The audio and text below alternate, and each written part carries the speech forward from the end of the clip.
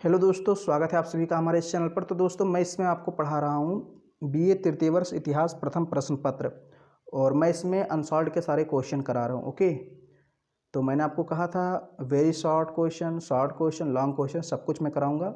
जो शॉर्ट और long question होंगे उसको दूसरे चैनल पर पढ़ाऊँगा। दूसरा चैनल हमारा है ऑनलाइन स्टडी बाय विशंभर, तो वहाँ पर आप जा सकते हैं। बहुत सारे लॉन्ग क्वेश्चन मैंने वहाँ करा भी दिए हैं, विश्व इतिहास के भी क्वेश्चन कराए हैं, और तृतीय प्रश्न पत्र जो है आपका भारतीय संस्कृति का इतिहास, उससे भी कई प्रश्न मैंने वहाँ करा दिए हैं। तो चलिए हम लोग वेरी शॉर्ट क्वेश्चन यहाँ पे करते हैं।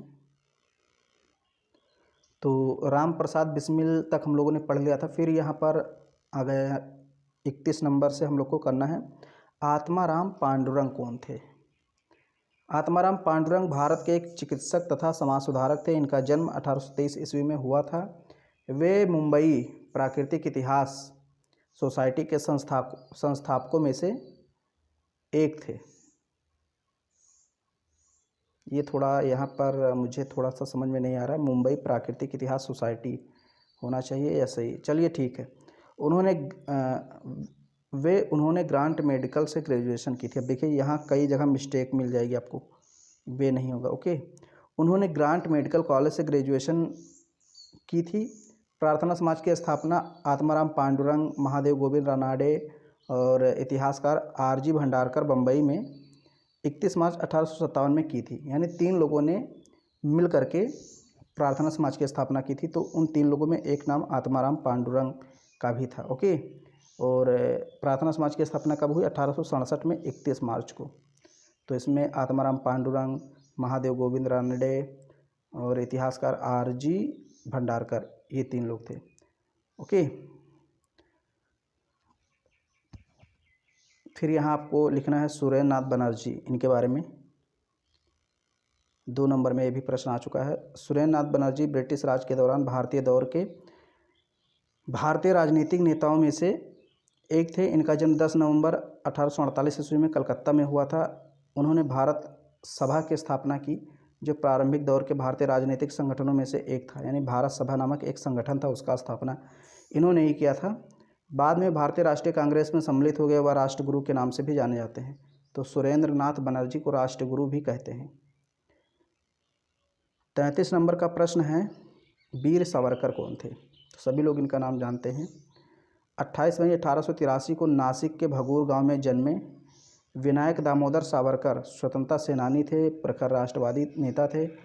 सावरकर द्वारा लिखित पुस्तक the Indian war of independence 1857, okay, 1857 पर इन्होंने बुक लिखी थी, किताब लिखी थी। उसका नाम था the Indian war of independence. Okay, तो एक सनसनीखेज पुस्तक रही जिसने ब्रिटिश शासन को हिला के रख दिया था। हिंदू राष्ट्रवाद की राजनीतिक विचारधारा को विकसित करने का बहुत बड़ा श्रेय इनको माना जाता है, दिया जाता है। चंद्रशेखर आज़ाद, सभी लोग इनका नाम जानते होंगे। चंद्रशेखर आज़ाद भारतीय स्वतंत्रता संग्राम के स्वतंत्रता सेनानी थे। महान क्रांतिकारी चंद्रशेखर आज़ाद का जन्म 23 जुलाई 1906 ईस्वी को श्रीमती जगरानी देवी व पंडित सीताराम तिवारी के यहाँ भाभरा, ओके, भाभरा नामक एक गांव है मध्य प्रदेश के झाबुआ ज़िले में। नाम थोड़े अजीब लग रहे हैं। मध्य प्रदेश एक स्टेट का नाम है, प्रांत का, जैसे अपना उत्तर प्रदेश। भाभरा जो है गांव है और झाबुआ जो है ये ज़िला है। ओके, तो यहाँ इनका जन्म हुआ था। वे पंडित राम प्रसाद बिस्मिल की हिंदुस्तान रिपब्लिकन एसोसिएशन, ब्रैकेट में इसको शॉर्ट में लिख दिया गया है HRA, मतलब हिंदुस्तान रिपब्लिकन एसोसिएशन, और इनके मतलब ये सदस्य थे, मतलब इस संगठन के सदस्य थे। और उनकी मृत्यु के बाद नवनिर्मित Hindustan socialist Republican army association के प्रमुख चुने गए। यानी जब राम प्रसाद बिस्मिल की मृत्यु हो गई तो इस संगठन का नाम बदल के क्या कर दिया गया? हिंदुस्तान सोशलिस्ट रिपब्लिकन आर्मी या एसोसिएशन कर दिया गया, और ये इसके प्रमुख चुन लिए गए। एक नाम यहाँ पर आता है झलकारी बाई, आपने नाम नहीं सुना होगा बेशक इनका। झलकारी बाई भारत की ही नारी थी। झलकारी बाई का जन्म बुंदेलखंड के एक गाँव में 22 नवंबर 1830 ईस्वी में एक निर्धन कोली परिवार में हुआ था।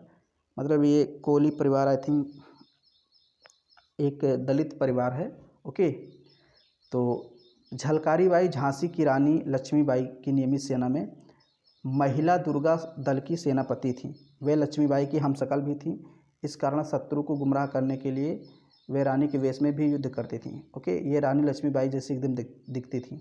तो कभी कभी अंग्रेजी सेना को गुमराह करने के लिए ये अंग्रेज़ों से युद्ध लड़ती थी। अंग्रेज़ समझते थे कि ये रानी लक्ष्मीबाई हैं, लेकिन ये वास्तव में झलकारी बाई थी। ओके, तो ये बहुत ही बड़ी वीरांगना थी। इनका जन्म आप याद रख सके तो अच्छी बात है, क्योंकि इनके इतिहास के बारे में ज़्यादा जानकारी मिलती नहीं, अपनी किताबों में पढ़ा नहीं होगा। तो ये आपका लास्ट प्रश्न था। 35 प्रश्न आपके हो गए प्रथम प्रश्न पत्र में। 5 प्रश्न और कराऊंगा ओके अगले वीडियो में। तो अगर वीडियो आपको पसंद आ रहा है तो इसको लाइक कर दीजिए, शेयर कर दीजिए। चैनल पे पहली बार है, चैनल को सब्सक्राइब कर लीजिए।